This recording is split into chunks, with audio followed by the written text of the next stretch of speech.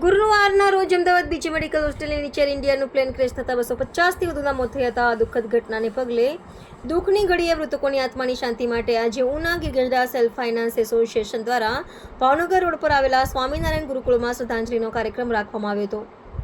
Plane દુર્ઘટનામાં મૃત્યુ પામેલા મુસાફરોને શ્રદ્ધાંજલિ અર્પી હતી. એ વખતે ઉપસ્થિત લોકોએ અને આગેવાનોએ પણ શોક વ્યક્ત કર્યો હતો અને મૃતકોના દિવ્ય આત્માને શાંતિ મળે તેવી પ્રાર્થના કરી હતી. જેમાં ઉનાના ધારાસભ્ય શ્રી કાળુભાઈ રાઠોડ ઉપસ્થિત રહ્યા હતા. ઉનાના માન્ય ધારાસભ્ય શ્રી કાળુભાઈ રાઠોડે સંબોધનમાં તેમના સાથી મિત્ર અને ગુજરાતના પૂર્વ મુખ્યમંત્રી શ્રી સ્વ વિજય રૂપાણી સાહેબની યાદોને તાજી કરી અને તેમના કામોની પ્રશંસા કરી હતી. વિજયભાઈ રૂપાણી સાહેબની અણધારી વિદાયથી ગુજરાતને તેમજ સંગઠનના મજબૂત કાર્યકર્તા તરીકે તેમની કાયમી ખોટ રહેશે. આ તકે જિલ્લા ભાજપ ઉપપ્રમુખ શ્રી રાજુભાઈ ડાભી, જિલ્લા પંચાયત કારોબારી સમિતિના ચેરમેન શ્રી ડાયાભાઈ જાલોંધરા, એસોસિએશન પ્રમુખ ભવ્યભાઈ પોપટ, સ્વામી માધવ પ્રિયદાસજી, સુનિલ શુક્લા, મુકેશભાઈ જોશી, દિનેશભાઈ જોશી, બબલુ સાહેબ, ધીરુભાઈ સોહાગિયા, ભરતભાઈ ભટ્ટ સહિતના સ્કૂલના સંચાલકો તેમજ વિવિધ સ્કૂલના વિદ્યાર્થીઓ પણ ઉપસ્થિત રહ્યા હતા. Reporter Chauhan Jayantikumar, the mirror news, Una. અકાળ અવસાન થયું.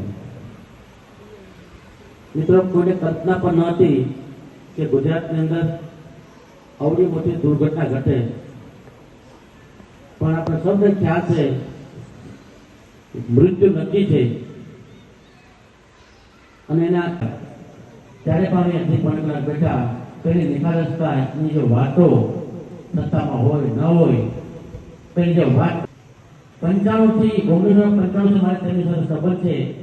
ત્યારે હું રાજકારણમાં પણ નહોતો, ત્યારે અવારનવાર રાજકોટ પર જતા મિત્રો દ્વારા તેમનું ઓળખાણ થઈ અને તેનું જીવન 95 વર્ષ ત્યારથી એક સરળ સ્વભાવ. હાય, હું છું ક્રુઝિન સિંઘાનિયા. આપની આસપાસના સત્ય સમાચાર જાણવા માટે જોતા રહો દીવ મિરર ન્યૂઝ અને હા, લાઈક અને સબસ્ક્રાઇબ કરવાનું ભૂલતા નહીં. Thank you.